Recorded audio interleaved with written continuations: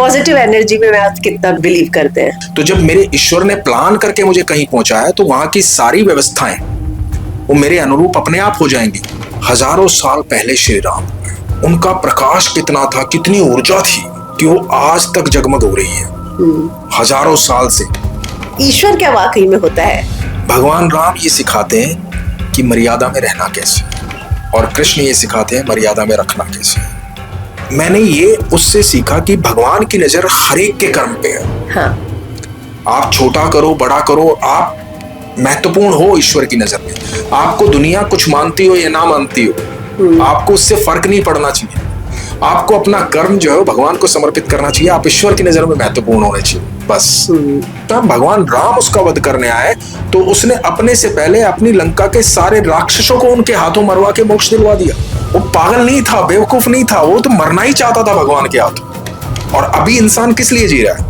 आप किस लिए जी रहे हो? सब किस लिए जी रहे हैं? अपने शरीर के लिए, जो शरीर है ही नहीं। आप तो कह रहे थे प्यार करते हो उसको। यदि आप प्यार करते थे तो 2 घंटे में उसका अंतिम संस्कार क्यों कर दिया? उसको जीवन भर जब तक आप जिंदा हो तब तक उस बॉडी को रखना था अपने पास। उस शरीर को रखा क्यों नहीं आपने? अंतिम संस्कार क्यों किया उसका? क्योंकि आप उसको प्यार करते ही नहीं थे। आप इसके भीतर जो जीवात्मा थी ना, उसको प्यार करते थे, लेकिन उसका आभास नहीं है आपको। सबसे पहला क्षण होता है जैसे ही हम गर्भ से बाहर निकलते हैं तो जो और नाल जुड़ी होती है माँ से, वो काटी जाती है।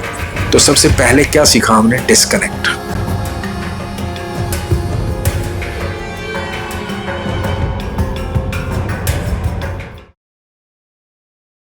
अनुज ओम प्रकाश शर्मा, इनको किसी इंट्रोडक्शन की जरूरत नहीं है।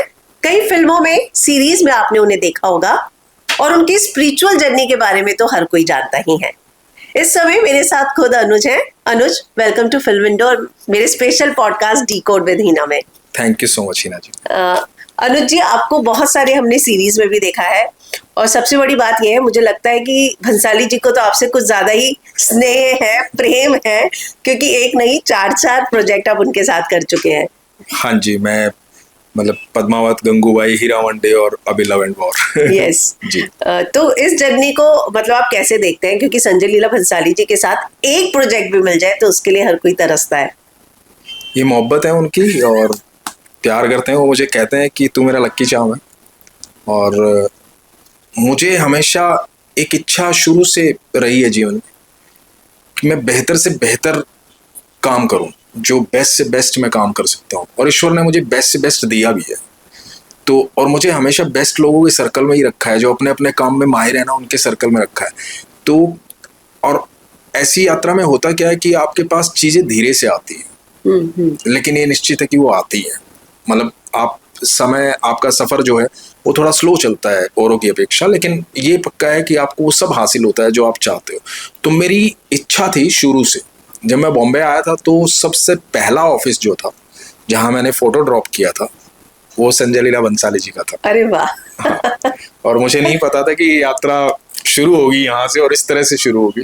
तो आज जो लोग जानते हैं, मतलब बहुत सारे काम किए हैं, लेकिन मेरी जिंदगी का सबसे बेहतरीन काम है वो हीरा मंडी है।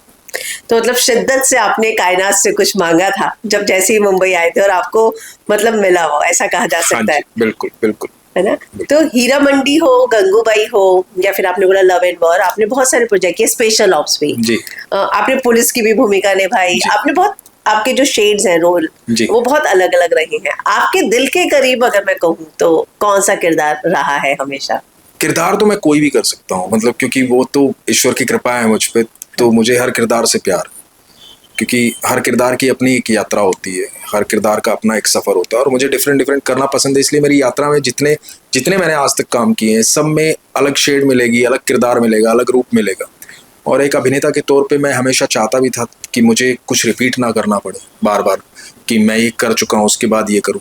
मैं लिमिटेड और अच्छा काम करना चाहता हूँ। तो मुझे जो भी किरदार मिलता है ना, मुझे उसी से प्यार हो जाता है उस समय के लिए। अरे वाह।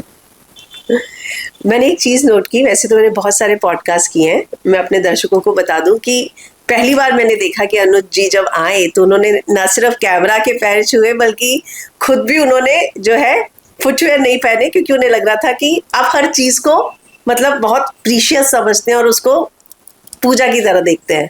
उसका कारण है, देखिए, कि ये जिस सारी चीजें है ना, हाँ। ये सब मेरे लिए काम कर रही है। हाँ। हाँ ना, तो ये मुझे सम्मान दे रही है। एक कैमरा है, ये माइक है, ये सब योगदान दे रहे हैं। मतलब जब मैं जो बोल रहा हूँ, वो जो कहीं पे कोई देखेगा, कोई सुनेगा, तो वो इन सब की वजह से सुनेगा। हाँ। नहीं तो मैं अपने घर में बैठा हूँ अकेला, कोई थोड़ी सुनेगा मुझे, कोई थोड़ी देखेगा मुझे। तो ये सब योगदान दे रही है, तो ये जब मुझे सम्मान दे रही है तो मेरा कर्तव्य बनता है इनको सम्मान देना। पॉजिटिव एनर्जी में आप कितना भी बिलीव करते हैं? एनर्जी हमेशा पॉजिटिव ही होती है, नेगेटिव होती नहीं है। अच्छा। हाँ, मैं बताता हूँ आपको कैसे। देखो, हम कहते हैं अंधेरा, वास्तविकता में अंधेरे का कोई अस्तित्व ही नहीं है। अंधेरा कहाँ है? जहां प्रकाश नहीं है। यदि प्रकाश है तो अंधेरे का कोई अस्तित्व नहीं है। तो प्रकाश जहां पर प्रेजेंट नहीं है वहां अंधकार है। तो जहां पॉजिटिविटी नहीं है वहां नेगेटिविटी है। हाँ। तो नेगेटिविटी नाम की कोई चीज है नहीं। तो पॉजिटिविटी की प्रेजेंस का ना होना नेगेटिविटी है। तो है सिर्फ पॉजिटिविटी। वो जहां है वहां पॉजिटिविटी है, जहां नहीं है वहां नेगेटिविटी है। तो है सिर्फ पॉजिटिविटी। कई बार ऐसा होता है कि आप सेट पर जाएं और आपको ऐसा लगे कि मुझे यहाँ की वाइब्स जो है पॉजिटिव नहीं लग रही, क्योंकि आप एक स्पिरिचुअल भी हैं। तो ये सारी चीजें, एक स्पिरिचुअल शख्स जो है वो बहुत इन चीजों को सोचता है, देखता है। तो कई बार आपको कभी किसी सेट पर जाकर ऐसा महसूस हुआ या मुझे पॉजिटिव वाइब नहीं लग रही, मुझे प्रोजेक्ट करना चाहिए, नहीं करना चाहिए? देखो, मैं इतना बड़ा नहीं हूं, लेकिन मैं एक बात जरूर आपको कहूंगा। एक चीज से सूर्य हमेशा वंचित रहता है, अंधकार से। तो मैं इस बात से हमेशा वंचित रहता हूं कि कहीं नेगेटिविटी मिले, क्योंकि मेरे पास प्रकाश है। मेरे पास मेरे ईश्वर ने इतनी ऊर्जा दी है कि मैं जहां जाऊंगा वहां की ऊर्जा अपने आप बदल जाएगी। ये मुझे भरोसा है अपने ऊपर, क्योंकि मेरे साथ मेरे ठाकुर चलते हैं, मेरे ईश्वर चलते हैं। तो मुझे पता है कि सारी व्यवस्थाएं इतनी अद्भुत हैं दुनिया में, तो कहीं पर कोई नकारात्मक ऊर्जा है ही नहीं। हो सकता है किसी को लग रही हो, लेकिन मुझे ये पता है कि जहां पर एक दीपक जलता है ना, वहां अंधकार अपने आप खत्म हो जाता है। तो मैं हमेशा सबको क्या कहता हूँ कि अपने आप को वो दीपक बना लो, कि आप जहां जाओ ना वहां प्रकाश फैल जाए, वहां पर अंधकार खत्म हो जाए। तो मैं बस वो जो घी उसमें डलता है वो निरंतर उस पर काम करता हूँ। So sweet. आपने बहुत सारे बड़े बड़े स्टार्स के साथ भी काम किया है, जिनको हम सो कॉल्ड स्टार्स का टैग देकर रखते हैं। तो जब आप सेट पर जाते हैं तो आपको जो है किस तरीके का, मतलब मैं ट्रीटमेंट तो बहुत ही गलत शब्द हो जाएगा, वाइब की मैं बात करूं तो कैसा रहता है एक्सपीरियंस? मतलब देखिए, क्या होता है कि हमारा जो इंडस्ट्री का सेटअप है ना, वो पिछले कुछ सालों में ऐसा हो गया है, ए लिस्टर, बी लिस्टर, सी लिस्टर, और हमने खुद देखा है कि जो ट्रीटमेंट होता है सेट पर वो बहुत अलग होता भी है। तो ये चीज़ आपको कभी कहीं डिस्टर्ब करती है? या जब आप किसी सेट पर जाते हैं, जैसे कि आप तो भंसाली जी के चहेते हैं ही, तो बाकी सेट पर एक्सपीरियंस कैसे रहते हैं? मैं आपको एक बात बताऊं, सेट है क्या बेसिकली? मेरी कर्म भूमि, मेरा युद्ध क्षेत्र है ना। और जब मैं अपने युद्ध क्षेत्र में जाता हूँ तो अपने रथ पे सवार होके जाता हूँ, तो मेरे सारथी कृष्ण होते हैं। हाँ। तो आप बस इस बात को समझिए कि मैं जीवन में आज तक कभी नहीं देखा कि कौन कितना बड़ा है, क्योंकि यदि मैं देख लूंगा कि ये इतना बड़ा है, ये इतना बड़ा है, ये इतना बड़ा है, तो मैं युद्ध ही नहीं कर पाऊंगा, मैं वापस लौट जाऊंगा। मुझे वो दिखाई नहीं देता, मुझे सिर्फ अपना धर्म दिखाई देता है। मेरा धर्म है युद्ध करना, और मुझे अपनी काबिलियत पर और उस ईश्वर पर भरोसा है जो मुझे यहाँ लेकर आया है। यदि मेरी हिम्मत होती, यदि मेरे सोचने से कुछ होता, तो मैं अब तक 50 ऑस्कर ले चुका होता, है ना। मेरे सोचने से तो कुछ नहीं होता, लेकिन मैं यदि कहीं पहुंचाया गया हूं तो मेरे ईश्वर का प्लान है। मैं आज यहाँ भी बैठा हूं तो मेरे ईश्वर का प्लान है, मैं इस बात को मानता हूं, है ना। तो जब मेरे ईश्वर ने प्लान करके मुझे कहीं पहुंचाया, तो वहां की सारी व्यवस्थाएं वो मेरे अनुरूप अपने आप हो जाएंगी। इसका मैं एक बड़ा छोटा सा आपको उदाहरण देता हूं आपको। देखो, आप जब कभी भी जाओ, आप कहीं भी जाओ, तो आप अपनी काबिलियत पे पहले भरोसा रखो। आप कौन हो? आपने इतने साल उसके लिए जिए हो, मरे हो, तपस्या किया आपने उस चीज के लिए, वो मेहनत किया आपने, तभी आप यहां तक पहुंचे। और आप महत्वपूर्ण हो तभी आपको यहां बुलाया गया। आप साधारण नहीं हो, आप विशेष हो, इसलिए आपको बुलाया गया, नहीं तो आप उसका हिस्सा ही नहीं होते उस प्रोजेक्ट का। अब वहां पहुंच गए आप, वहां पर जितने भी लोग पहुंचे वो सब भी अपनी काबिलियत पर भरोसा रखते हैं। इसीलिए वहां पहुंचे। अब वो बड़े छोटे बाहर हो सकते हैं मेरे लिए, सेट से बाहर, कि ये बड़ा है, मैं इससे इंस्पायर हो सकता हूँ, ये मुझे अच्छा लग सकता है, इसका काम बेहतरीन है, वो सब लग सकता है। लेकिन जहां मैं मैदान में हूँ, जिस कर्म भूमि पे आप है, जिस कर्म, वहां मेरे लिए सिर्फ ये है कि मैं अपना युद्ध करने आया हूँ, ये अपना युद्ध करने आए। अरे वाह, बस इतनी सी बात है। हर इंसान के लिए दो चीजें काफी महत्वपूर्ण होती है, एक तो जन्मभूमि और एक कर्मभूमि। हाँ जी। कर्मभूमि पे तो आपने बात की, जी। जन्मभूमि के बारे में क्या बताना चाहेंगे व्यूवर्स को, अपने बारे में कुछ? मैं सोनीपत हरियाणा से हूँ, हाँ। और बड़ा सौभाग्यशाली हूँ कि बहुत, इस समय तो वो शहर बहुत बड़ा बन गया, जब मैं पैदा हुआ था तब बड़ा छोटा सा शहर था सोनीपत। मुझे बहुत प्यार है मेरे सोनीपत से, हरियाणा से मुझे बहुत प्यार है। तो इसका कारण ये है क्योंकि मैं वहाँ पला बड़ा, उसी भाषा में रहा, वहीं पर अपने जीवन को जिया। उसके काफ़ी साल बिताने के बाद मैं यहाँ आया, मुंबई आया, और ये मेरा कर्म क्षेत्र है, कर्म भूमि है। तो मैं जब वहाँ जाता हूँ वहाँ का हो जाता हूँ, जब यहाँ आता हूँ तो यहाँ का हो जाता हूँ। तो मुझे बहुत सारी चीज़ें हैं जो बचपन हमेशा कभी आप भूलते नहीं है, बचपन के दोस्त आप कभी भूलते नहीं है, और फिर जो आपने जहाँ पर एक्चुअली अपने जीवन को जिया है, वहाँ सब कुछ निस्वार्थ था, सब आपसे जुड़े हुए थे। और जब आप अपने कर्म क्षेत्र में आते हैं, यहाँ सब आपके काम से जुड़े हुए होते हैं। True. आपसे जुड़ा हुआ कोई नहीं होता है। तो ये डिफरेंस होता है, लेकिन ईश्वर की कृपा है कि यहाँ काम से जुड़े हुए भी अपने लगने लगे हैं। बहुत ही खूबसूरत लाइन आपने एक लाइन में जन्मभूमि और कर्मभूमि की, वहाँ पे आपसे जुड़े होते हैं और यहाँ पे आपके काम से जुड़े होते हैं। ये बात सच है ना। लेकिन आपने पहले ब्रेक की बात की, जब आपने बोला जब आप पहली बार आए थे तो आपने भंसाली जी के यहाँ अपनी तस्वीरें, हाँ जी, सबसे पहले। हाँ जी। तो पहला ब्रेक कैसे मिला था आपको? और ये बड़ी अद्भुत बात है, मैं आपको बताऊं। फर्स्ट काम जो है, मैंने कहा ना, मैं हमेशा ये बिलीव करता हूँ और ये सोचता हूँ कि सब कुछ बेस्ट होना चाहिए। हाँ। तो मैं मुंबई आया था, मुझे 1 महीना भी नहीं हुआ था। यहाँ आकर के मैं सबके किस्से सुन रहा था कि भाई मैं 6 महीने से यहाँ हूँ, क्योंकि हम एक रूम में 6 लोग रहते थे। तो सबसे सुनता था मैं 6 महीने से यहाँ हूँ, मैं 1 साल से यहाँ हूँ, अभी तक कोई काम नहीं मिला, इतना आसान नहीं है यहाँ पर, ऐसा हो जाएगा, वैसा हो जाएगा, लौटना पड़ सकता है। ये सब मैं सुन रहा था, सिर्फ सुन रहा था। मैंने कहा ठीक है, कोई बात नहीं। मैंने कहा 1 महीने में यदि काम नहीं मिला तो मैं शहर छोड़ के चला जाऊँ, मैं वापस नहीं आऊँगा। तो ये तो 1 महीने की यात्रा मुझे करनी थी। लेकिन पहले ही दिन जो घटित हुआ, मैं बड़ी हिम्मत लेके आया था। फर्स्ट डे क्या घटित हुआ कि पहले दिन मैं आया और मैंने यहाँ की भीड़ देखी।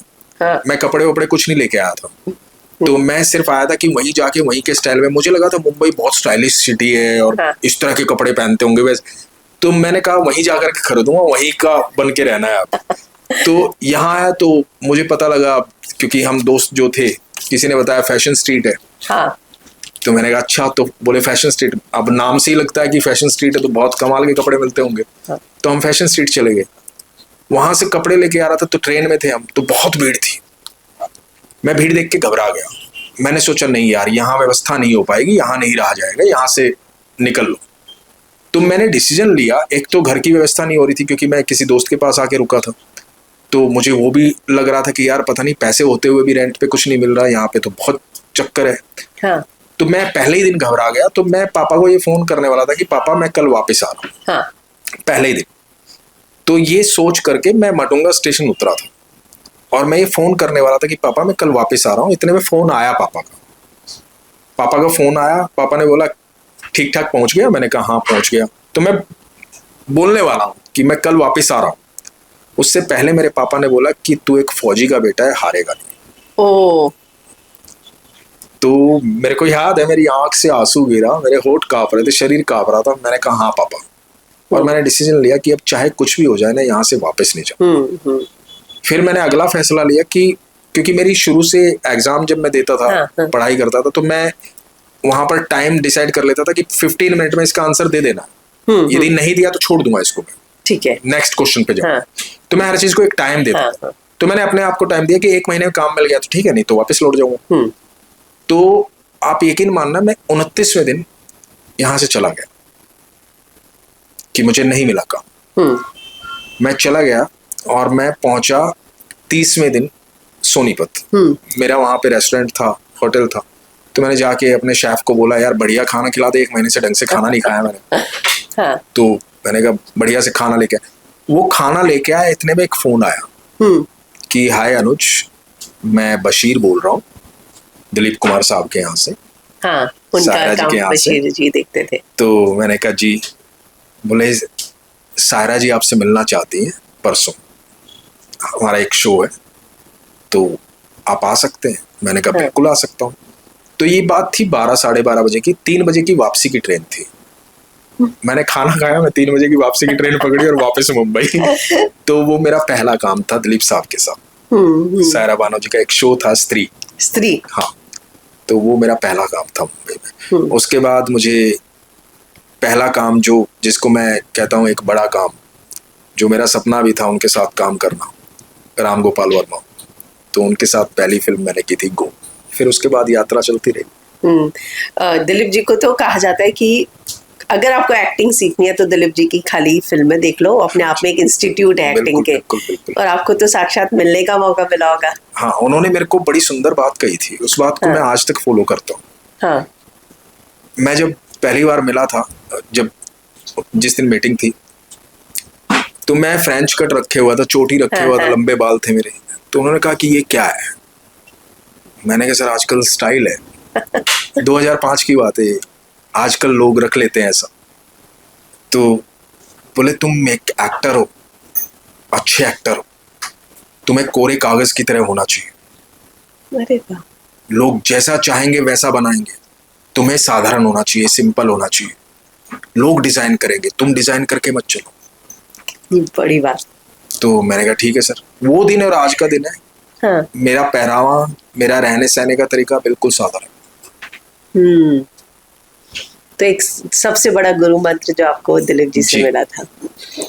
एक चीज पूछना चाहूंगी मैं, दिलीप साहब ने आपके पैरों के ये देखे थे क्या उंगलियां? क्योंकि उनकी आदत थी, मैं जितनी बार उनसे मिली मुझे अच्छे से याद है, वो हाथों की उंगलियां और पैरों की उंगलियां देखकर ये डिसाइड करते थे कि सामने वाला इंसान कितना डोमिनेट करता है। अच्छा, ये ऐसा वाकया तो मेरे साथ नहीं हुआ। पर एक बात जो उन्होंने मुझे कही थी वो बड़ी महत्वपूर्ण थी। वो शायद ही किसी एक्टर को उन्होंने कही है। जब तीसरा दिन था, शूटिंग कंप्लीट हो गई, मैं मिल के विदा ले रहा था उनसे, तो मैंने कहा सर चलता हूँ, पता नहीं अगली मुलाकात कब होगी। तो उन्होंने कहा था कि तुम बहुत अच्छे अभिनेता हो और तुम में मैं ही तो हूँ, तुम जवान हो और मैं बूढ़ा हो गया। ये वो बात थी जो कोई, मतलब मेरे लिए अद्भुत बात थी कि पहली बात तो एक अभिनेता अपने आप को ऐसा क्यों कह रहा है। पर पता नहीं उन्होंने किस भावना में आकर के मुझे ये बात कही थी और क्यों कही थी, मुझे आज तक नहीं पता, लेकिन मेरे लिए बहुत बड़ा कॉम्प्लीमेंट था। दिलीप जी ऐसे ही थे, मतलब जिनसे मिलते थे बहुत वार्मथ और प्यार देते थे। हाँ। यस। आपसे मैं बस जानना चाहूंगी कि आपकी ये जो फिर उसके बाद स्पिरिचुअल जर्नी जो थी वो शुरू से आपके साथ रही, साथ साथ चलती रही, या एक पड़ाव ऐसा आया जिसके बाद आपने उस जर्नी को ज्यादा एक्सप्लोर करना शुरू किया, या लोगों ने उस जर्नी को ज्यादा एक्सप्लोर किया? देखिए, बचपन से है ना, बचपन में जब मैं छोटा था ना, तो मुझे सारे रिश्तेदार, परिवार वाले सब हनुमान बोलते थे। अच्छा। क्योंकि मैं हनुमान जी का बड़ा तगड़ा भक्त था। ओह, तो जय श्री राम। बहुत ज्यादा प्यार हनुमान जी से मुझे। तो और हमारे इष्ट देव भी हैं बजरंगबली। तो मैं जब स्कूल में था, बहुत छोटा था, तो मुझे 1.5 मिनट में मैं उस समय हनुमान चालीसा पूरी बोल देता था, मुझे कंठस्थ थी, बहुत छोटी उम्र में। तो सब बड़ा प्रेम करते थे। फिर एक समय आया कि मेरा सारा जो प्रार्थना का भाव था, भक्ति का भाव था, भगवान पे बिलीव का भाव था, वो सब खत्म हो गया। और 4 साल तक ना भगवान के साथ में रहना, भगवान मेरे साथ, मतलब भगवान तो मेरे साथ रहे होंगे, मैं भगवान के साथ नहीं रहा। मतलब मेरा कोई बिलीव ही नहीं रहा, ना मंदिर जाना, ना पूजा पाठ करना, कुछ नहीं, नथिंग। तो उसी 4 साल के दौरान मैं इस्कॉन जाता था, कोई दोस्त लेके जाता था, तो मैं भगवान श्री कृष्ण के सामने हाथ भी नहीं जोड़ता था। मैं उसके साथ इसलिए जाता था क्योंकि वहां समोसे बहुत अच्छे मिलते थे, चाय बहुत अच्छी मिलती थी, खाना बहुत अच्छा मिलता था। तो मैं कहता था यार जब भी तू जाए ना तो ले चलना यार, वहाँ खाना बड़ा टेस्टी होता है, खाना खाना है वहाँ का। तो मैं खाना खाने इस्कॉन जाता था। और मेरा दोस्त बैठ करके ध्यान में भगवान के सामने आंखों से आंसू बहते रहते थे, देखता रहता था, मैं उसे देखता रहता था कि मैंने कहा अद्भुत लगाव है ये यार, भगवान को देखता है रोता रहता है। और वो जब रूममेट था मेरा, खाना जब खाता था तो पहले वो भगवान का भोग निकालता था अपनी थाली से, तो और वो भगवान को समर्पित करके पूजा करता था, और हम दोनों साथ में खाना लगता था हमारा, तो मैं तुरंत खा जाता था। तो वो बोलता था कि भाई भगवान को भोग लगा लिया कर। मैंने कहा मैं स्वयं को भोग लगाता हूँ भाई, भगवान ग्रहण कर लेते हैं।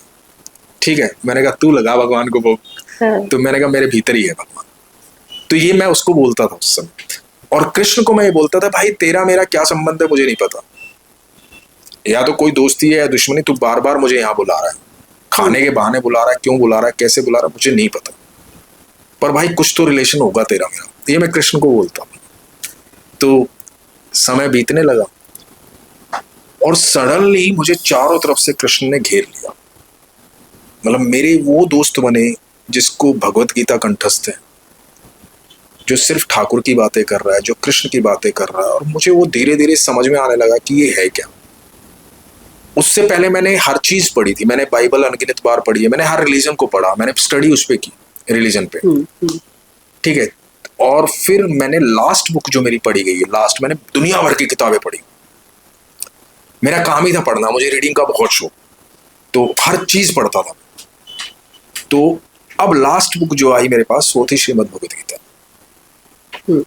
और उसे पढ़ने के बाद जब मैंने पहली बार पढ़ी, मतलब जो वेरी फर्स्ट टाइम पढ़ी तो मेरे सर में दर्द हो गया था, 3-4 पेज के बाद मुझसे पढ़ी नहीं गई थी। मैंने कहा ये समझ में नहीं आ रही है। फिर मैंने ध्यान किया कि ये समझ में क्यों नहीं आ रही है मेरी, मैंने इतनी किताबें पढ़ी है। तो मुझे ध्यान आया कि भगवान ने अर्जुन को बोलने के लिए स्पेशल बुद्धि दी थी। मैंने कहा पहले भगवान से तो परमिशन ले लूं कि वो जो बोलना चाहते हैं मैं समझने लायक तो हो जाऊं उसको। तो मैंने ठाकुर जी से आज्ञा ली कि मैं चाहता हूं आपके संदेश को समझना। और तब मैंने पढ़ी तो हीना जी आप यकीन मानना, मुझे ऐसा लगा कि मैं बरसों से इसे जानता हूं, और वो इतनी स्पीड से डाउनलोड हुई मेरे दिमाग में। मैंने 1 बार पढ़ी, 2 बार पढ़ी, 3 बार पढ़ी, और मुझे लगा कि शायद मैं इसीलिए पैदा हुआ था, इस ज्ञान को जानने के लिए, यही सब कुछ। जबकि मैं बहुत कुछ पढ़ चुका था, उससे पहले बहुत कुछ पढ़ चुका था, हर चीज पढ़ चुका था। तब मुझे लगा कि यही जीवन है, और अच्छा हुआ कि मैंने ये अंत में पढ़ी, क्योंकि ये मैं पहले पढ़ लेता तो बाकी सब कुछ नहीं जान पाता, और वो संभाव जिसकी बात कृष्ण करते हैं वो मेरे भीतर नहीं आता। मैंने भी सुना है कि अगर पढ़ना हो इसको, महाभारत को और इसको, तो अर्जुन भाव से पढ़ना चाहिए। हाँ जी, है ना? हाँ जी। आप खुद अर्जुन है, युद्ध उस पे है, क्षेत्र पे है, युद्ध क्षेत्र पे, और उस एंगल से पढ़ना चाहिए तो आपको समझ में आएगा कि इससे कैसे निकला जाए जिन परिस्थितियों में आप फंसे हुए हैं। बिल्कुल। और मेरी जो एक्टिंग जो है ना, आर्ट जो है, हाँ, आर्ट कोई भी वो बड़ी रूहानी होती है। आर्ट आपको ईश्वर से जोड़ती है डायरेक्ट, क्योंकि हर आर्टिस्ट से, आप किसी भी अच्छे आर्टिस्ट से जब बात करोगे ना, तो उससे पूछोगे कि आपने वो किया था, तो वो ईमानदारी से जब देखता है ना अपने काम को, तो उसको खुद आभास होता है कि ये उसने किया ही नहीं है, करने वाला कोई और है, वो तो प्रेजेंट होता है बस वहां पे। तो मैंने बहुत बार नोटिस किया, जब मैं काम अपना देखता था कभी कभी, तो मुझे लगता था यार मेरी इतनी क्षमता नहीं कि मैं इसको काम को कर सकता हूँ या ऐसा कर सकता हूँ, तो करने वाला कोई और। तो सिर्फ आर्ट ऐसी है जो मैं ईश्वर से तुरंत कनेक्ट करती है मुझे, क्योंकि मुझे एक्टिंग से बेहद प्यार है, और एक्टिंग जब मैं कर रहा होता हूँ तो मैं तुरंत कनेक्ट होता हूँ भगवान से, क्योंकि उन्हीं को समर्पित करके मैं परफॉर्म करना शुरू करता हूँ। तो वो एकदम ऐसा कनेक्शन है ना, उस बीच में फिर मुझे कुछ दिखाई नहीं देता, फिर कौन सामने है और कौन कैसे और कौन क्या है वो सब दिखाई नहीं देता मुझे, फिर मेरी परफॉर्मेंस दिखाई देती है मुझे, बस वो किरदार दिखाई देता है जो मैं कर रहा होता हूँ। आपने एक बात कही कि आप हनुमान जी के भक्त थे। हाँ। और हनुमान जी को अगर खुश करना हो तो उनके सामने सिर्फ जय श्री राम बोल दिया तो वो खुश हो जाते हैं। हाँ जी। और उनको जय हनुमान बोलो तो भी नहीं उतने प्रसन्न होते जितना जय श्री राम बोलने से प्रसन्न होते हैं। तो दिवाली है, मतलब दिवाली का ही समय चल रहा है, तो श्री राम के बारे में अगर मैं जानना चाहूँ तो मैं अक्सर सोचती हूँ कि दिवाली पे हम जो है चोपड़ा पूजन करते हैं या फिर हम लक्ष्मी पूजन करते हैं, तो और दिवाली पे वो आए थे और घी के दिए जलाए गए थे। ये कहानियां हमने कथा बहुत सुनी है जी। आप एक जिक्र कर रहे थे ये राम कथा का, मैं राम जी को इस तरीके से देखता हूं कि एक मैं छोटी सी बात बताता हूँ। मैं और मेरा दोस्त दिवाली की एक रात पे सड़क पे घूम रहे थे सोनीपत में। मैं अक्सर दिवाली सोनीपत में मनाता हूँ। अच्छा। मेरे जन्मभूमि में। तो मैं पूरा शहर घूमता हूँ अब भी जब जाता हूँ। तो मैं रात को मेरे दोस्त के साथ दिवाली से एक दिन पहले घूम रहा था और दिवाली पर चारों तरफ रोशनी जगमगा रही थी, चारों तरफ दिए जल रहे थे। आज से 30 साल पहले जब मैं छोटा था, जहां तक मेरी याददाश्त है, 30-35 साल पहले उतना जगमगाता नहीं था सब कुछ। थोड़े थोड़े दिए कहीं पर जलते थे और उतना लाइट नहीं होती थी। कहीं किसी ने जलाए, किसी ने नहीं जलाए। सबके पास घी की व्यवस्था नहीं होती थी, तेल की व्यवस्था नहीं होती थी, सबके पास दिए की व्यवस्था नहीं होती थी। तो लेकिन निरंतर ये लाइट जो है, रोशनी जो है, निरंतर बढ़ती जा रही है ना। हम बचपन से देख रहे हैं लगातार हर बार फेस्टिवल और बड़ा हो जाता है। हाँ। और बड़ा हो जाता है और बड़ा हो जाता है। तो मैं अपने दोस्त से बात कर रहा था कि हजारों साल पहले श्री राम हुए, उनका प्रकाश कितना था, कितनी ऊर्जा थी कि वो आज तक जगमग हो रही है हजारों साल से। मतलब वो इतनी बड़ी ऊर्जा कि आज तक उनके कर्म के बारे में, उन्होंने जो जीवन जिया उसके बारे में बार बार जिक्र होता है। हाँ। तो वो कितनी बड़ी ऊर्जा है जो हमें हर जगह दिखाई दे रही है रोशनी के रूप में। आज उनके आने की खुशी मनाई जाती है। दिवाली का एक त्योहार है, भगवान के आने की खुशी मनाई जाती है। फिर जो मैं कृष्ण से प्यार करता हूँ तो मुझे लगता है कि भगवान राम जी से क्या सीखा जाए और भगवान श्री कृष्ण से क्या सीखा जाए। तो ये बड़ी डिफरेंट सी बात है। हाँ। भगवान राम ये सिखाते हैं कि मर्यादा में रहना कैसे, और कृष्ण ये सिखाते हैं मर्यादा में रखना कैसे। तो मर्यादा का उल्लंघन नहीं होना चाहिए। तो मर्यादा में रखा भगवान श्री कृष्ण ने सबको, और मर्यादा में रहे भगवान श्री राम।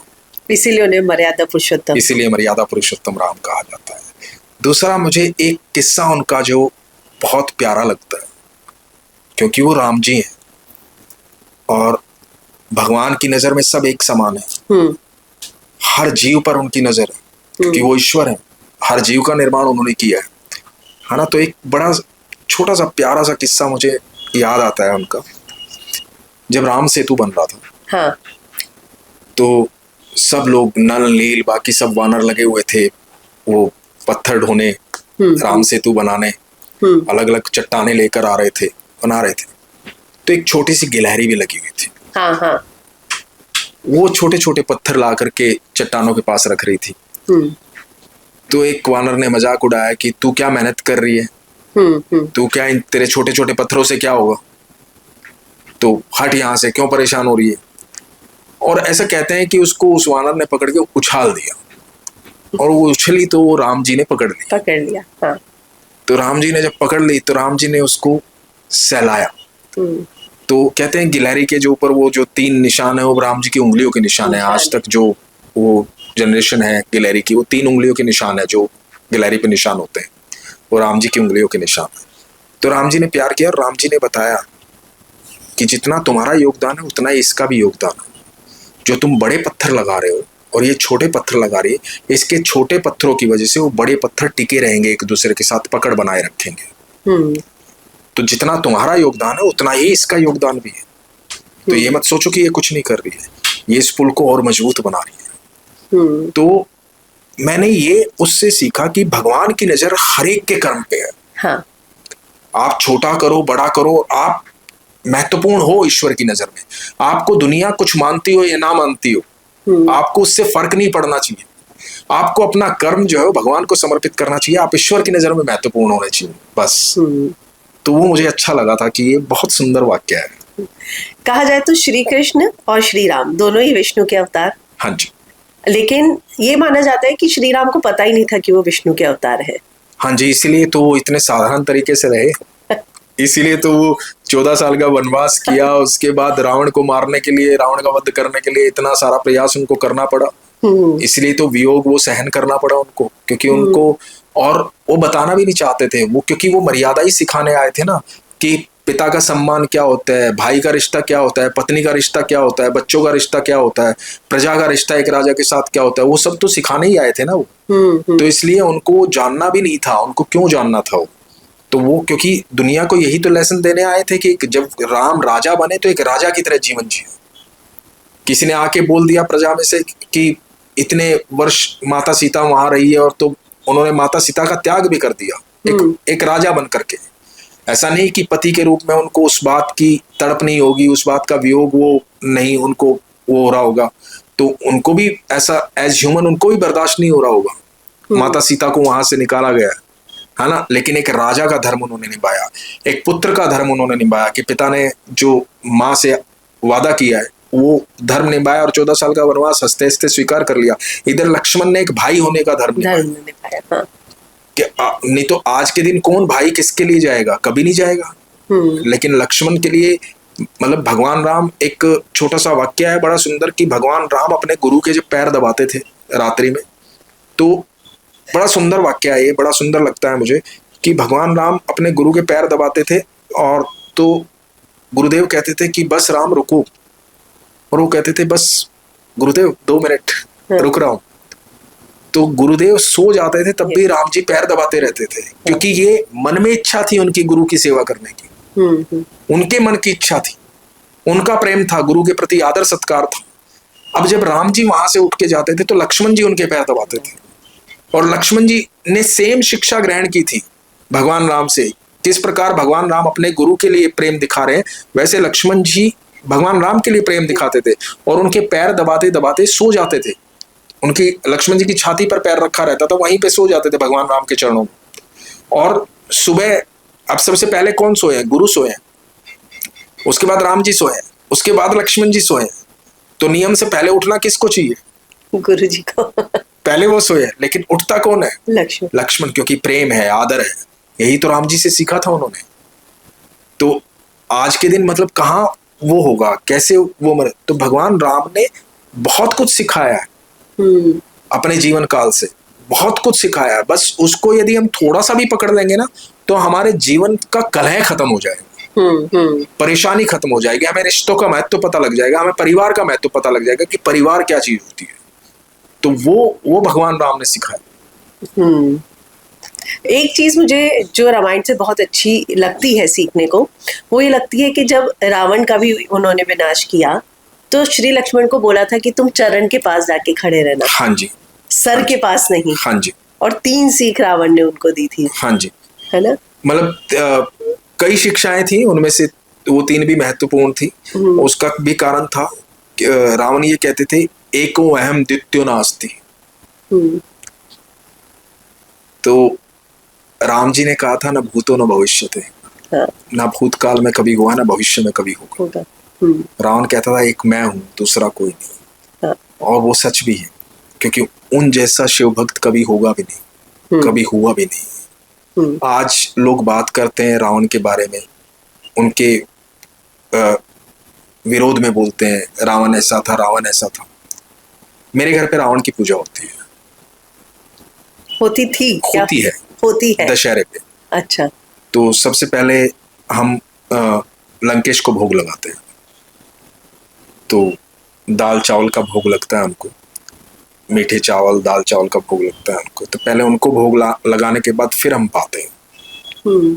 तो उसमें हम लंकेश से यही बोलते हैं कि अपने जितनी भक्ति देना,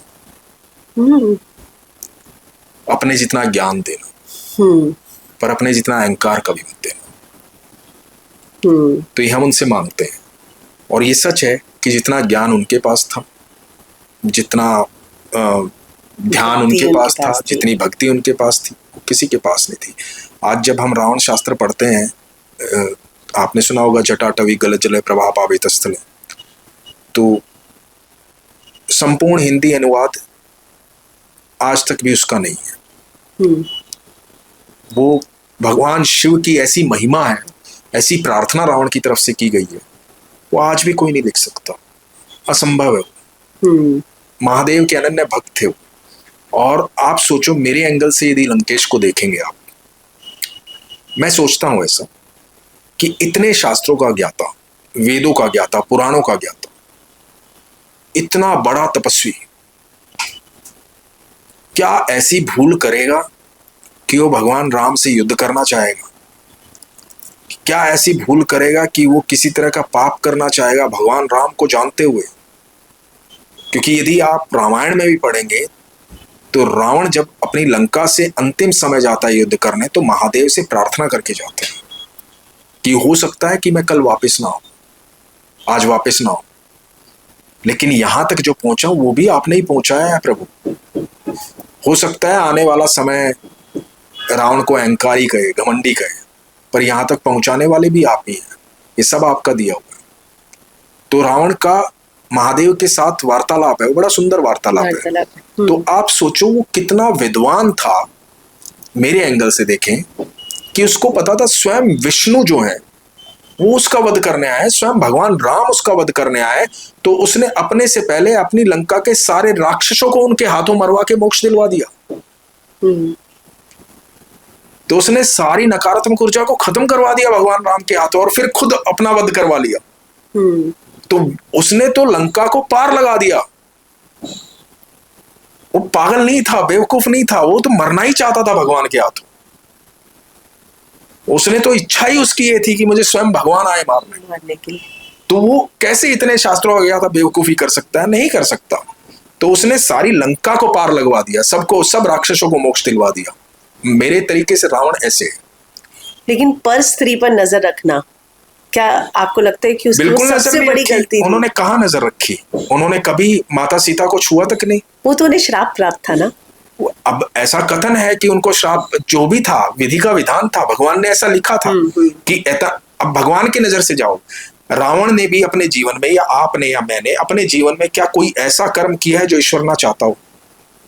कहीं ऐसे कर्म होंगे जाने अनजाने में। नहीं, ऐसा कोई कर्म नहीं है जो ईश्वर उसकी मर्जी के बिना पत्ता नहीं हिलता। अच्छा, वैसे आप कह रहे हैं। हाँ। वो तो जो होता है वो भगवान की मर्जी से होता है। अब उसकी मर्जी कहाँ होती है? हमारे कर्मों के प्रारब्ध होते हैं। हम जो कर्म करते हैं उसके प्रारब्ध हम काट रहे होते हैं, अच्छे हों बुरे हों जो कुछ भी, क्योंकि कर्मों में हस्तक्षेप नहीं करते। भगवान श्री कृष्ण ने कहा है कि मैं किसी के कर्मों में हस्तक्षेप नहीं करता, साक्षी भाव में सबके साथ रहता हूं। तो अब जो वो कर्म कर रहा था राम, जिस तरह के, तो विधि जो लिखी थी विधाता ने, तो विधाता को भी तो ये पता था कि इतना ज्ञानी, इतना विद्वान व्यक्ति है, तो ऐसे श्राप में भी इसको बांधना जरूरी है कि इसके जरिए इस तरह का पाप भी ना हो। आप सोचो ना, भगवान भी तो उससे प्रेम करते थे, ऐसा थोड़ी कि भगवान उससे प्रेम नहीं करते थे। महादेव बेहद प्रेम करते थे रावण को। तो बस वो, अब उस एंगल से देखा जाए तो बहुत पॉजिटिव था। वो नहीं चाहता था कि महादेव को कोई और पूजे, वो नहीं चाहता था महादेव किसी और के साथ बैठे, महादेव किसी और से बात करे, वो चाहता था महादेव सिर्फ रावण मेरे। आप सोचिए ना, उसने लंका भी महादेव से क्यों मांगी, माँ पार्वती से लंका क्यों मांगी उसने? उसके मन में ये भाव था कि अब तो माँ पार्वती ने लंका बनवा ली है, महादेव लंका में रहेंगे, तो मैं एक काम करता हूँ कि लंका ही मांग लेता हूँ, क्योंकि महादेव तो लंका में ही रहेंगे। तो उसका आप देखो, उसका प्रेम कितना प्रगाढ़ था ईश्वर के प्रति, महादेव के प्रति। तो उस एंगल से जब देखते हैं ना, तो फिर वो उसने राम जी से मुक्ति पाई है। उसने सब राक्षसों को मुक्त करवाया भगवान राम के हाथों। उनके सच में 10 मुख थे? वो 10 अवगुण थे उनके। अच्छा, जिसको हमेशा दशानन बोला जाता है। तो वो 10 अवगुण थे उनके। वो धीरे धीरे उन्होंने, जब भगवान वो 10 मुखों का जो उन्होंने बलिदान दिया था भगवान महादेव के सामने, प्रभु के सामने, तो उन्होंने 10 अवगुणों को अपने से मुक्त किया था, शुद्ध हुए थे, तब महादेव को पाया था। श्री राम का हनुमान से बड़ा भक्त, हनुमान जी से बड़े भक्त कोई नहीं हुए। हाँ, बजरंगबली उनके हृदय में बसते हैं, और बजरंगबली के हृदय में बसते हैं राम जी। हाँ, क्योंकि कहीं पे भी हम श्री राम की मूर्ति देखें तो बजरंगबली रहते ही है साथ। मैं हमेशा कहता हूँ, जब आपको हनुमान जी से कभी बात करनी हो ना, आपका मन करे हनुमान जी से बात करनी है, तो आप कुछ मत करो, जाके हनुमान जी को बोलो राम राम हनुमान जी, वो रिप्लाई जरूर देंगे। हाँ, वो श्री राम का नाम सुन के प्रसन्न होते हैं, हाँ जी। है ना? ईश्वर क्या वाकई में होता है? मैंने आपके कुछ वीडियोस देखे जहाँ पे आपने कहा है कि साक्षात प्रकट हुए हैं ईश्वर, लोगों को दर्शन हुए हैं। मैंने अब तक बहुत अनुभव ऐसे सुना है जहाँ लोगों ने ईश्वर की अनुभूति की है। तो ईश्वर तो साक्षात होते हैं, ईश्वर तो हैं, ईश्वर तो यहाँ भी विद्यमान है जहाँ हम बात कर रहे हैं, कण कण में विद्यमान है। आपके पास वो विश्वास की नजरें होनी चाहिए। आप सोचिए, जब हम भक्त प्रहलाद के बारे में सोचते हैं तो भक्त प्रहलाद की भक्ति इतनी प्रगाढ़ थी कि उनको कण कण में विष्णु दिखाई देते थे। तभी तो जब हिरण्यकश्यप ने कहा कि स्तंभ में भी तेरे विष्णु है, तो भक्त प्रहलाद ने कहा कि हाँ, यहाँ भी मेरे विष्णु है। और जब वो उन्होंने उस पर वार किया तो नरसिंह अवतार भगवान ने लिया था, ये साबित करने के लिए कि भक्त प्रहलाद सच कह रहा है, कण कण में विद्यमान हूं मैं, हर जगह विद्यमान हूं। तो ईश्वर तो कण कण में विद्यमान है। अब आप उसको देखना चाहते हैं तो आपको पहला विश्वास करना पड़ेगा उस पर। तो आज ही कलयुग में इतनी घटनाएं घटित हुई हैं, जिन्होंने भगवान की अनुभूति की है, भगवान को देखा है। मैंने इतने अनुभव मेरे YouTube चैनल पे सुनाए हैं लोगों के, क्योंकि मैं सारे रियल एक्सपीरियंसेस सुनाता हूँ। जिन लोगों ने भगवान की अनुभूति की है, जिन लोगों ने भगवान से प्रेम किया है, तो उनके बारे में सुनाता हूँ। तो ऐसे बहुत सारे भक्त हैं जिन्होंने भगवान की अनुभूति की है। इवन मतलब यदि हम कथाओं में भी सुने, थोड़ा सा पीछे चले जाएं, तो हमने मीरा जी का नाम सुना है, जनाबाई का नाम सुना है, नामदेव जी का नाम सुना है, संत हरिदास जी का नाम सुना है, कबीर का नाम सुना है। हमने बहुतों के किस्से सुने, रसखान का सुना है, काले खान का सुना है। ऐसे बहुत सारे भक्त हुए हैं जिन्होंने भगवान को साक्षात देखा है, भगवान के साथ रहे हैं। और मैं पर्सनली अपने बारे में बोलूं तो मैं तो हर पल अनुभव करता हूं कि साक्षात हैं ठाकुर जी, हर पल हैं। और मैं एक बात बोलता भी हूँ कि आपको अनुभूति करनी है तो सबसे पहले विश्वास करो, क्योंकि वो है। देखो, ये प्रश्न वैसे आइंस्टाइन से किसी ने पूछा था। अब ये तो हम मानते हैं कि आइंस्टाइन जितना दिमाग तो किसी ने इस्तेमाल नहीं किया हमारे युग में, 13% दिमाग यूज किया है उन्होंने। तो आइंस्टाइन से उनके दोस्त ने पूछा था कि भाई, तू इतना बड़ा साइंटिस्ट है और तू कहता है कि ईश्वर है। तो आइंस्टाइन ने कहा था कि हाँ, ईश्वर है। तो बोला कि यार, ये बात समझ में नहीं आ रही, विज्ञान और ईश्वर का क्या ताल्लुक है? बोला विज्ञान भी है और ईश्वर भी है। तो बोला कि मैं नहीं मानता। तो आइंस्टाइन ने कहा, वो तेरा भाव है, कल सुबह चाय पे आना मेरे घर। तो आइंस्टाइन ने सुबह चाय पे बुलाया उनको अपने घर पे। अब वो सुबह चाय पर आइंस्टाइन के दोस्त गए वहां पर। तो आइंस्टाइन के घर में घुसे तो वहां पर एक सौर मंडल का बहुत बड़ा सुंदर सा मॉडल बना रखा था उन्होंने। तो बहुत सुंदर था। तो दोस्त ने आगे देखा, बड़ा सुंदर मॉडल है, पूरा सौर मंडल बना रखा है। तो दोस्त ने कहा, यार बड़ा सुंदर है, किसने बनाया? तो आइंस्टाइन ने कहा, किसी ने नहीं बनाया। बोला, यार बता ना किसने बनाया, बड़ा सुंदर बनाया। तो आइंस्टाइन ने कहा कि भाई, किसी ने नहीं बनाया भाई, किसी ने नहीं बनाया। तो उसने कहा कि ऐसा कैसे हो सकता है, किसी ने नहीं बनाया? बोले, वही तो मैं कल कह रहा था, ऐसा कैसे हो सकता है कि ये किसी ने नहीं बनाया? जब तू यहाँ खोज रहा है तो वहां क्या नहीं खोज रहा? तो ईश्वर तो है, आप सिर्फ आपके बिलीव की बात है। और मैं ये सोचता हूँ कि इंसान के जीवन में अध्यात्म का और बिलीव का होना सबसे ज्यादा जरूरी है। किस तरीके से आध्यात्म, या जो आपने कहा कि बिलीव होना जरूरी है, कैसे बदलता है किसी इंसान की जिंदगी को? आपने कभी किसी से पर्सनली कोई एक्सपीरियंस किसी ने आपके साथ शेयर किया है ऐसा? बहुत लोगों ने शेयर किया। अभी हाल ही में मेरे चैनल पे मैंने परसों ही एक अनुभव डाला है। शिवपुरी मध्य प्रदेश की रहने वाली राधा जी, मैंने अपने जीवन काल में ऐसी भक्ति नहीं देखी। राधा शर्मा नाम उनका, और वो मार्च में बैकुंठ धाम गई है ठाकुर जी के पास।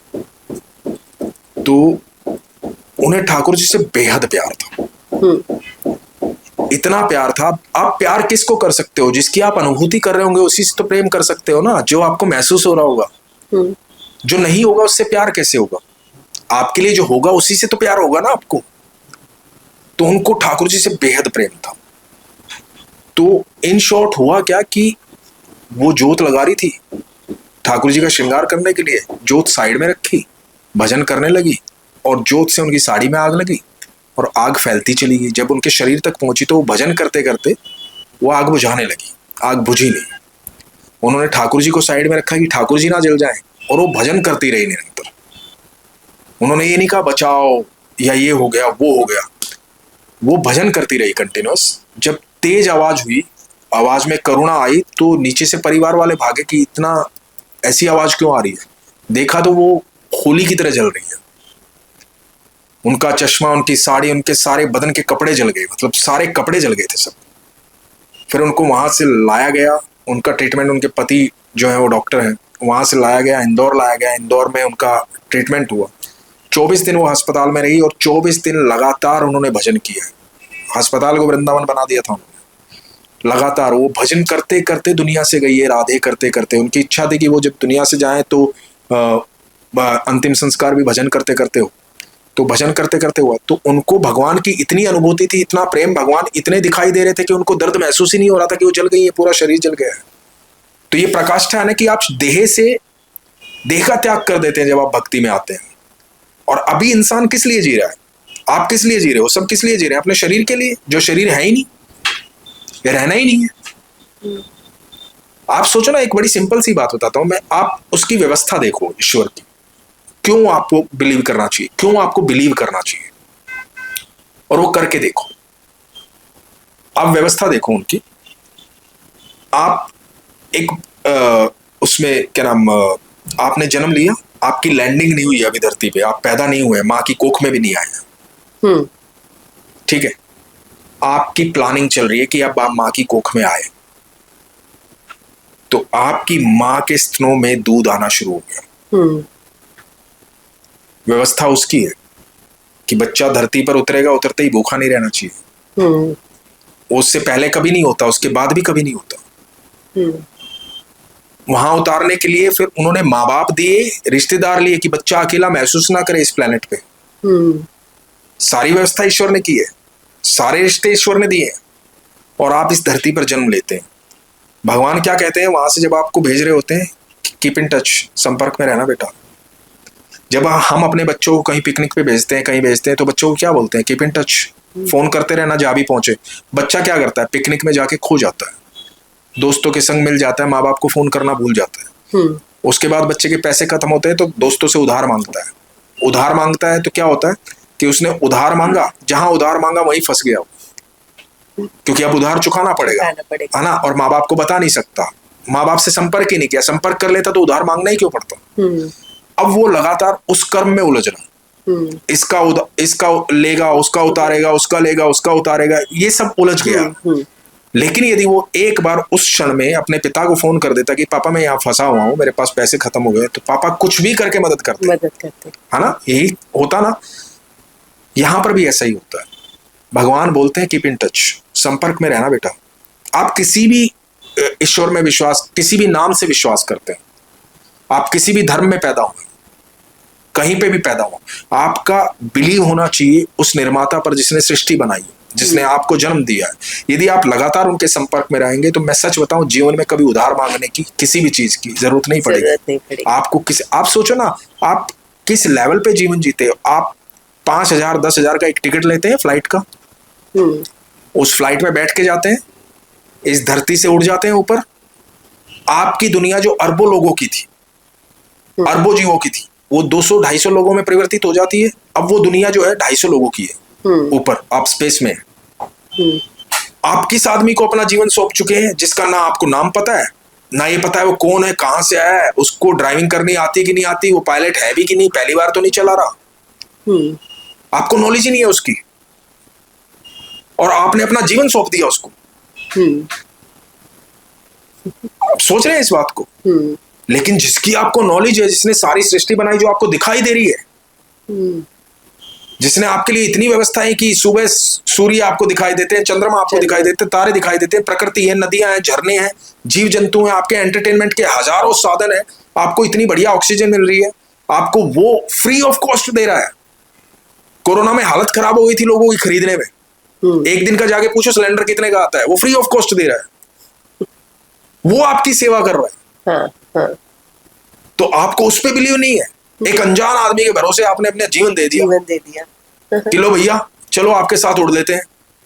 पूरा सफर करके भी आपने नाम जानने की कोशिश नहीं की। पता हो सकता है बीवी से झगड़ के आया हो सकता है दारू पी के आया हो सकता है कुछ भी करके आया हो, बिना कुछ जाने। यहां तो जान रहे हो आप, उसको जीवन दे के देखो ना, फिर देखो सफर का आनंद, मजा आ जाएगा जिंदगी में। आपने एक बहुत खूबसूरत बात बोली जो मुझे मेरे जहन में बार बार घूम रही है कि श्री कृष्ण ने मर्यादा में रहना सिखाया और श्री मर्यादा राम, में कैसे रखें, हाँ कैसे रखे हाँ। और कैसे रहे ये हमें श्री राम ने सिखाया। हाँ। थे दोनों ही विष्णु के अवतार। बिल्कुल। इसके अलावा आपको क्या लगता है कि दोनों की जो सीख थी मनुष्यों के लिए, हम लोगों के लिए, वो क्या थी सबसे बड़ी? देखिए दोनों में क्या था ऐसे? आज का जो युग है ना, जो अभी जो युग चल रहा है, जिस तरह की मानसिकता अभी लोगों की है, तो ये मानसिकता होनी थी, निश्चित था कि इतने समय साल बाद ये मानसिकता लोगों की हो जाएगी। तो भगवान श्री कृष्ण जो श्रीमद् भगवद गीता है ना, और उनका जो जीवन काल है वो बड़ा प्रैक्टिकल है आज के युग के लिए। यदि वो समझ में आ गया ना, तो आपको जीवन समझ में आ जाएगा। आपको मर्यादा में भगवान श्री राम की जो शिक्षा है वो भी आ जाएगी रहनी, और मर्यादा में रखना भी आ जाएगा। तो आपको वो सीखना है कि जीवन में कैसे रहना है और कैसे रखना है सबको। तो वो आप दोनों से सीख सकते हैं, दोनों के, भगवान राम से भी और भगवान श्री कृष्ण से भी। दूसरा एक लेसन जो है वो हम सबको समझना चाहिए। मुझे बड़ी खुशी होती है, मतलब ये आपको थोड़ा अजीब भी लग सकता है लेकिन सत्य है। मेरे बेटे से मैंने पूछा 4-5 दिन पहले, मैंने कहा जब तू अकेला होता है तो क्या सोच रहा होता है? तो कई बार वो बैठा सोच रहा होता है, तो बोलता है, सोच रहा होता है पापा कि अपने जीवन में ग्रोथ कैसे करनी है, कैसे आगे बढ़ना है, लाइफ में क्या क्या करना है, अपने आप को कैसे ग्रो करना है। तो ये सारी चीजें मैं सोच रहा होता हूँ। मैंने कहा और तू मेरे बारे में क्या सोच रहा होता है? मम्मी के बारे में क्या सोच रहा होता है? बोला वो मैं कभी कभी सोचता हूँ। तो मैंने कहा वो तू कभी कभी क्यों सोचता है? भाई हमने तेरे को जन्म दिया, हमने तेरे को पाला बड़ा किया और तेरे को शिक्षा दे रहे हैं, 24 घंटे तेरी केयर कर रहे हैं, तो हमारे बारे में नहीं सोचता, तो सिर्फ अपने बारे में सोचता है। तो बोलता है पापा तो आपको भी अपने बारे में सोचना चाहिए, मम्मा को भी अपने बारे में सोचना चाहिए, क्योंकि आप तो मेरे इस जन्म के माता पिता हो और मैं आपका इस जन्म का बेटा हूं, लेकिन आपकी आत्मा की यात्रा तो बहुत लंबी है। मेरी भी आत्मा की यात्रा बहुत लंबी है, 14 साल का है, तो मेरी आत्मा की यात्रा भी बहुत लंबी है। तो हमें अपनी आत्मा को कैसे ग्रो करना है इस पर सोचना चाहिए। तो आप भी सोचना शुरू कीजिए अपने बारे में। मुझे बड़ा अच्छा लगा। क्यों अच्छा लगा? उसका कारण है, भगवान श्री कृष्ण ने अर्जुन को यही समझाया था, डिटैचमेंट। हमारी जिंदगी का सबसे पहला लेसन क्या होता है? धरती पे आते ही सबसे पहली चीज जो हमारे साथ घटित होती है, धरती पे आते ही पहला क्षण, माँ की गोद। गोद तो सेकेंडरी है, गोद में तब तक नहीं आते हैं। गोद से भी पहले क्या होता है? सांस लेना। नहीं, सबसे पहला क्षण होता है जैसे ही हम गर्भ से बाहर निकलते हैं, तो जो और नाल जुड़ी होती है माँ से, वो काटी जाती है। तो सबसे पहले क्या सीखा हमने? डिस्कनेक्ट। हम जिंदगी भर कनेक्ट होने की कोशिश करते हैं वहां पर जहां से हमारा कनेक्शन ही नहीं है, और उसके लिए रोते हैं, बिलखते हैं। हम कहते हैं हम प्यार कर रहे हैं, हम बहुत, देखा जाए तो बहुत सेल्फिश हैं। यदि आप मुझे अच्छे लग रहे हो, आपके साथ बैठकर मुझे सुकून मिल रहा है, आपसे वार्तालाप करके सुकून मिल रहा है, तो ही मैं आपके पास बैठूंगा, नहीं तो मैं आपके साथ नहीं बैठूंगा। विपरीत परिस्थिति में कभी आपके साथ नहीं बैठूंगा मैं जाकर। तो हर व्यक्ति जिसके साथ जुड़ा हुआ है वो अपनी सेल्फ की वजह से जुड़ा हुआ है, क्योंकि उसको सुकून मिल रहा है वहां पे। और वहां पर वो अपने कनेक्शन की बात करता है कि मैं इसको बहुत प्यार करता हूं, मैं इसके बिना जी नहीं पाऊंगा। और उस चक्कर में आज की जनरेशन क्या करती है? अपने कई कई साल बर्बाद करती है, सुसाइड जैसे कदम उठाती है, अकेली हो जाती है, जीवन में भगवान ने सबसे पहला उपहार आपको सिर्फ ये दिया है, आपके माता पिता, आपका परिवार, जहां आप जन्म लेते हो। इस उपहार की आपको हमेशा रिस्पेक्ट करनी चाहिए आखिरी सांस तक। ये ईश्वर का दिया हुआ उपहार है। हाँ। जो आपकी लैंडिंग पर आपको साथ में तोहफे के रूप में दिया कि ये वो लोग हैं जो मेरी तरफ से तुझे दिए जा रहे हैं। हाँ। उसके बाद आती है दुनिया। जहां हम बात करते हैं, मैं हमेशा एक बात बोलता हूं, जहां हम बात करते हैं कि मैं उससे प्यार करता हूं, एक्चुअली हम किसी से प्यार नहीं करते हैं। हम प्यार करते हैं जो भीतर अविनाशी है, ईश्वर, लेकिन उसका हमें आभास नहीं होता है। अब इसको सत्य कैसे साबित कर सकते हैं? वो ऐसे साबित कर सकते हैं कि आप सोच के देखो कि आप किसी से बेहद प्यार करते हैं, वो मर गया, आपका प्यार 4 घंटे में खत्म। 2 घंटे बाद बोलोगे इसको उठाओ, अंतिम संस्कार करो। आप तो कह रहे थे प्यार करते हो उसको। यदि आप प्यार करते थे तो 2 घंटे में उसका अंतिम संस्कार क्यों कर दिया? उसको जीवन भर, जब तक आप जिंदा हो तब तक उस बॉडी को रखना था अपने पास, क्योंकि आप तो उसे प्यार करते थे। उस शरीर को रखा क्यों नहीं आपने? अंतिम संस्कार क्यों किया उसका? क्योंकि आप उसको प्यार करते ही नहीं थे। आप इसके भीतर जो जीवात्मा थी ना, उसको प्यार करते थे, लेकिन उसका आभास नहीं है आपको। तो हम प्यार ईश्वर से ही करते हैं, बस आभास नहीं है उसका। और जब ये आभास हो जाता है ना, तो सबके भीतर कृष्ण दिखते हैं, सबके भीतर ईश्वर विद्यमान दिखते हैं, फिर सबके भीतर संभाव नजर आता है। सब आप एकदम, आपको दुख और सुख सब एक समान दिखता है। ट्रू। तो फिर आप, जो आपका प्रश्न था ना कि ईश्वर है, ये भाव में आके फिर ईश्वर कण कण में विद्यमान दिखाई देते हैं। अनुज जी, जाते जाते महाभारत से अगर कोई बहुत बड़ी सीख लेनी हो तो वो क्या है? ये आपको पता होगा, सबको पता है कि युद्ध जीतने के बाद तो इन्होंने, अर्जुन और जितने पांडव थे, 5 भाइयों ने राजपाट किया। राजपाट करने के बाद एक समय ऐसा आया कि स्वर्गारोहण पर चले गए, स्वर्ग की तरफ चले गए, स्वर्ग की सीढ़ी, है ना, राजपाट छोड़ करके। एक बड़ी महत्वपूर्ण शिक्षा है। एक्चुअली होता क्या है कि हम जिंदगी भर कष्ट उठाते हैं सुकून पाने के लिए, और सुकून हमें अलग अलग चीजों में दिखाई देता है। तो अर्जुन ने और बाकी 4 भाइयों ने पूरे जीवन कष्ट उठाया था, क्योंकि वो पांडु के बच्चे होते हुए भी राजमहल में नहीं रह पाए, जंगलों में भटके। और भगवान के प्रिय थे वो, ठाकुर जी के मित्र थे, ठाकुर जी बहुत प्रेम करते थे उनसे। अब हुआ क्या कि उनको भी कहीं ना कहीं ये लगता होगा कि यार हमारे नसीब में महल क्यों नहीं है, हम राजपाट क्यों नहीं संभाल रहे? क्योंकि वो बुद्धिमान थे, क्योंकि वो अच्छे स्वभाव के लोग थे, क्योंकि वो ईश्वर में विश्वास रखते थे, क्योंकि उनको संस्कार पता था, तो उनको राजपाट मिला 18 दिन के भीषण युद्ध के बाद। और 18 दिन के भीषण युद्ध के बाद जब उन्होंने राजपाट किया तो उनको लगा सुकून यहां भी नहीं है, जिसके लिए इतने साल हम भाग रहे थे, सुकून तो यहां भी नहीं है। इसलिए सब कुछ छोड़ छाड़ करके वो चल पड़े स्वर्ग की तरफ। यही यात्रा है जीवन की, कि वास्तविक सुकून इधर उधर है ही नहीं, किसी भी चीज में, किसी भौतिकता में सुकून नहीं है, क्योंकि ये सब अस्थिर है। आपका मन भर जाएगा, आप आज चाहोगे मुझे इतनी बड़ी गाड़ी चाहिए, वो आ गई, 15 दिन बाद आप वैल्यू, नया नया आप फोन लेते हो, आप 1.5 लाख का 2 लाख का एक आईफोन लेके आओगे, 5-7 दिन तो उसको बिल्कुल सुरक्षित रखोगे, इधर उधर रखोगे, कवर चढ़ा के रखोगे, ऐसे रखोगे, मैल भी नहीं उस पर नहीं आना चाहिए। 10वें 11वें दिन आप साइड में पड़ा है वो, कहीं सोफे पे कहीं पड़ा, कोई वैल्यू नहीं है। लेकिन शुरू के 5 दिन बहुत वैल्यू थी।